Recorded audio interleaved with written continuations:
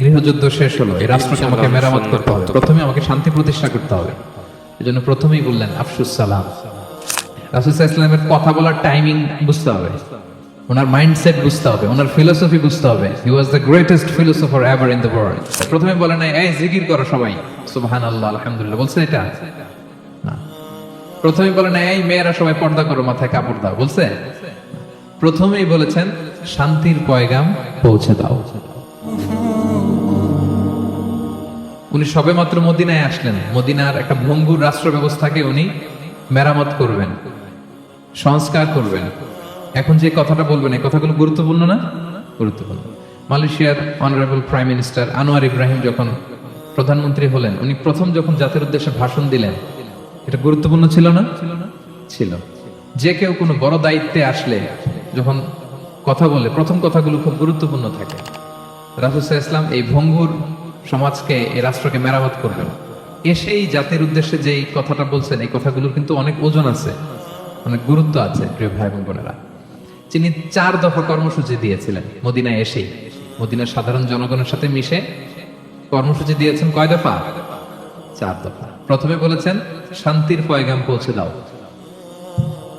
তার মানে হি ওয়াজ a piece লাভার। রাসূল সাল্লাল্লাহু আলাইহি ওয়াসাল্লাম শান্তিকামী ছিলেন, তিনি অশান্তি পছন্দ করতেন না। পিস এন্ড হারমোনি কিভাবে সোসাইটিতে এনশিওর করতে হয় এটা ছিল ওনার লক্ষ্য। প্রথম কথা থেকে বোঝা যায়। প্রথমে বলে নাই এই জিকির করো সবাই সুবহানাল্লাহ আলহামদুলিল্লাহ, বলছে এটা না। প্রথমে বলে নাই এই মেয়েরা সবাই পর্দা করো, মাথায় কাপড় দাও, বলছে? প্রথমেই বলেছেন শান্তির পয়গাম পৌঁছে দাও। সুবহানাল্লাহ। তিনি শান্তির নবী ছিলেন, তিনি শান্তি প্রতিষ্ঠার জন্য, পিস এন্ড হারমোনি করার জন্য আজীবন কাজ করেছেন। এবং মদিনাতেও তিনি এই 3 ধর্মের লোকদেরকে নিয়ে পিস এগ্রিমেন্ট করেছেন। যে কুরাইশরা আক্রমণ করেছে তাদের সাথে তিনি পিস এগ্রিমেন্ট করেছেন, শান্তি চুক্তি। প্রথম কথা হচ্ছে শান্তির বাণী পৌঁছে দাও। কারণ মদিনাতে রাসূল সাল্লাল্লাহু আলাইহি ওয়াসাল্লাম হিজরতের 5 বছর আগে একটা গৃহযুদ্ধ হয়েছিল, প্রচন্ড বড় গৃহযুদ্ধ। এটাকে বলে বুআসের যুদ্ধ। বুআস আউস এবং খাজরাজ ট্রাইবের মধ্যে। সবেমাত্র গৃহযুদ্ধ শেষ হলো, এখন কি প্রতিষ্ঠা করতে হবে? হ্যাঁ বলেন তো একটু। সবেমাত্র গৃহযুদ্ধ শেষ হলো, একটা ভঙ্গুর রাষ্ট্র, এটা তো মেরামত করতে হবে। কি বলেন? প্রথম কাজটা কি? To establish piece in the society. এবং সেই কথাটাই রাসূল সাল্লাল্লাহু আলাইহি ওয়াসাল্লাম বললেন। রাসূল সাল্লাল্লাহু আলাইহি ওয়াসাল্লামের কথা বলার টাইমিং বুঝতে হবে, ওনার মাইন্ডসেট বুঝতে হবে, ওনার ফিলোসফি বুঝতে হবে। He was the greatest philosopher ever in the world. পৃথিবীর সবচেয়ে বড় দার্শনিক ছিলেন আমাদের নবী। তিনি কোনো কথা এলোপাথারি আন্দাজে বলে দেয় না, একটা বড় এইম রেখে। গৃহযুদ্ধ শেষ হলো, এই রাষ্ট্রকে আমাকে মেরামত করতে হবে, প্রথমে আমাকে শান্তি প্রতিষ্ঠা করতে হবে। এজন্য প্রথমেই বললেন আফসুস সালাম। আফসুস সালাম, শান্তির পয়গাম পৌঁছাও। যুদ্ধ, বিগ্রহ, বিশৃঙ্খলা, chaos in the society, এগুলোকে থামিয়ে দাও। এটা ছিল প্রথম মেসেজ। তারপর কি বললেন? ও আতইমুত তাআম, মানুষকে খাবার খাওয়াও, ফুড শেয়ার করো। এটা সিম্পলি শুধু খাবার খাওয়ানো বুঝলে হবে না, খাদ্য সংকট দূর করো। খাদ্যদ্রব্য মানুষের নাগালে নিয়ে আসো, মানুষের ঘরে ঘরে খাবার পৌঁছে দাও। কারণ আগে তো পেট ঠিক থাকতে হবে। কি বলেন? বাংলা একটা কথা বলে যে পেটে খেলে পিঠে সয়। এবং আরবরা একটা কথা বলে যে এইখানে পৌঁছার আগে তোমাকে এইখানে পৌঁছতে হবে। মানে কারো হৃদয়ে পৌঁছতে হলে আগে কোথায় পৌঁছতে হয়? পেটে পৌঁছতে হয়।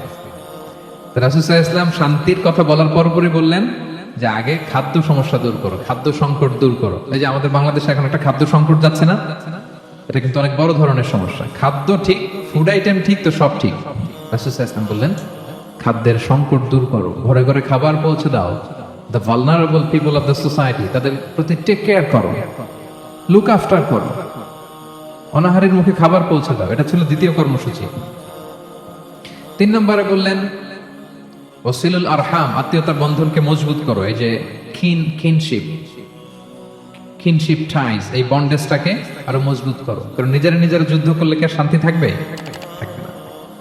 আত্মীয়তার বন্ধনকে মজবুত করো। সব শেষে বললেন নামাজের কথা। আমরা কারোর সাথে দেখা হইলে প্রথমে কি বলি? আগেই বলি নামাজ পড়েন, দাড়িটারে লম্বা করেন, মাথায় একটা টুপি দেন, বোরকা পরেন। এই কঠিন কঠিন কথা বলে আমরা মানুষকে দিন থেকে ভাগাই। রাসূল সাল্লাল্লাহু আলাইহি ওয়াসাল্লাম প্রথমে বললেন পিস এস্টাবলিশ করো, এরপরে বললেন ফুড প্রিভিলেজ নিশ্চিত করো, খাবার আছে কিনা প্রত্যেকের পেটে, আগে এটা বলো। ঘরে ঘরে খাবার আছে কিনা, বিত্তশালীরা খাবার পৌঁছে দাও। এরপরে বললেন নিজেরা নিজেরা মারামারি করো না, ডোন্ট কিল ইচ আদার, নিজেদের বন্ডেজটাকে মজবুত রাখো। সব শেষে স্পিরিচুয়াল ডেভেলপমেন্টের কথা বললেন, যে এই তিনটা তো 4 দফা কর্মসূচির তিনটা তো তোমাদের নিজেদের মধ্যে সোশ্যাল এঙ্গেজমেন্ট, এবার হচ্ছে ডিভাইন এঙ্গেজমেন্ট। ডিভাইন পাওয়ারের সাথে নিজেদের সম্পর্ক জুটে দাও। যখন সবাই ঘুমায় তুমি ঘুমিয়ে যেও না, তুমি জায়নামাজ বিছিয়ে সেখানে কান্নার ঝড় তুলো, সেখানে রবের সাথে একটা স্ট্রং অ্যাটাচমেন্ট গড়ে তোলো। রাসূল সাল্লাল্লাহু আলাইহি ওয়াসাল্লাম বললেন 4টা কাজ যে করবে তাদখুলুল জান্নাতা বিসালাম, সহজেই সে আল্লাহর জান্নাতে ঢুকে যাবে।